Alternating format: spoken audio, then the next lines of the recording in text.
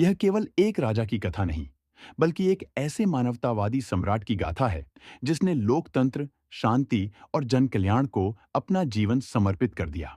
राजा बीरेंद्र वीर विक्रम शाह देव का जन्म 28 दिसंबर 1945 को नेपाल के राज परिवार में हुआ था। वे राजा महेंद्र वीर विक्रम शाह देव के ज्येष्ठ पुत्र थे। छोटे से ही वे अत्यंत शांत, बुद्धिमान और संवेदनशील स्वभाव के थे। उनकी शिक्षा दुनिया के प्रसिद्ध संस्थानों में हुई। उन्होंने भारत के saint Joseph college, Darjeeling, England के ईटन कॉलेज और अमेरिका के हार्वर्ड विश्वविद्यालय से शिक्षा प्राप्त की। उन्होंने अपनी शिक्षा के दौरान ही यह जाना कि एक राजा का असली कर्तव्य जनता की सेवा है, शासन नहीं। राजा महेंद्र की मृत्यु के बाद 31 जनवरी 1972 को बीरेंद्र ने नेपाल के सिंहासन पर बैठकर शासन की बागडोर संभाली। उस समय नेपाल एक राजतंत्रीय पंचायती व्यवस्था के अंतर्गत था, यानी लोकतंत्र सीमित था और सत्ता पूरी तरह राज परिवार के पास। लेकिन राजा बीरेंद्र ने अपने पिता से अलग रास्ता चुना। वे जनता को सत्ता का भागीदार बनाना चाहते थे। उनकी सोच थी कि राजा जनता से ऊपर नहीं, बल्कि जनता का सेवक है। राजा बीरेंद्र को नेपाल के लोग जनता को राजा, जनता का राजा कहते थे।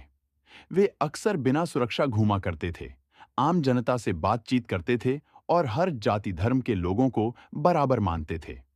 उनकी यह विनम्रता लोगों के दिलों में गहराई तक उतर गई थी। वे नेपाल को शांति क्षेत्र, जोन ऑफ पीस घोषित करना चाहते थे।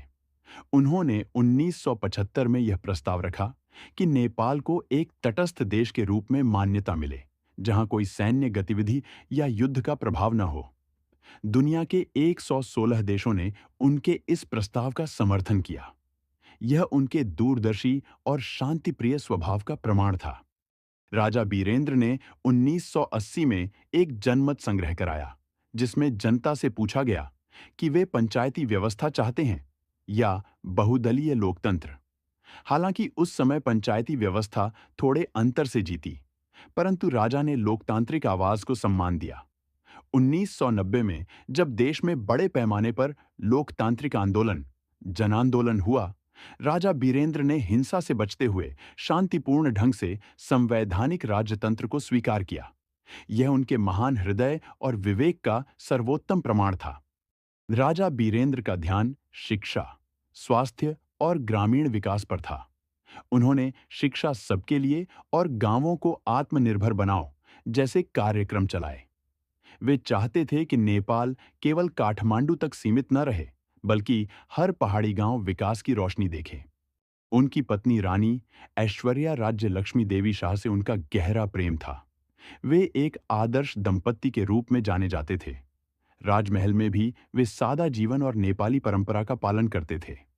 राजा बीरेंद्र शराब या विलासिता से दूर रहते थे और हमेशा किताबें पढ़ना, ध्यान करना और अपने बच्चों से बातें करना पसंद करते थे। 1 जून 2001 की रात नेपाल के इतिहास का सबसे दुखद अध्याय घटा। नारायण हिटी दरबार हत्याकांड। कथित तौर पर युवराज दीपेंद्र ने गोली चलाकर राजा बीरेंद्र, रानी ऐश्वर्या और पूरे शाही परिवार के कई सदस्यों की हत्या कर दी। इस घटना ने पूरे नेपाल को हिला दिया। जनता सड़कों पर रो पड़ी। लोग कहते थे, हमने अपने पिता को खो दिया। यह घटना आज भी रहस्य और विवाद से घिरी हुई है।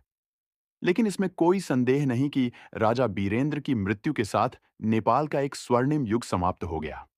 आज भी नेपाल के गांवों में बूढ़े लोग कहते हैं, राजा बीरेंद्र भय तयस्तो हालत हुन्न थ्यो। अगर राजा बीरेंद्र होते तो देश की यह हालत नहीं होती। उनकी तस्वीरें आज भी कई घरों में सम्मान के साथ टंगी हैं। उनका नाम केवल इतिहास का हिस्सा नहीं, बल्कि नेपाल के लोगों के दिलों की धड़कन है। राजा बीरेंद्र वीर विक्रम शाहदेव एक ऐसे राजा थे जिन्होंने शक्ति से अधिक शांति, राजनीति से अधिक मानवता और राजसत्ता से अधिक लोकतंत्र को महत्व दिया।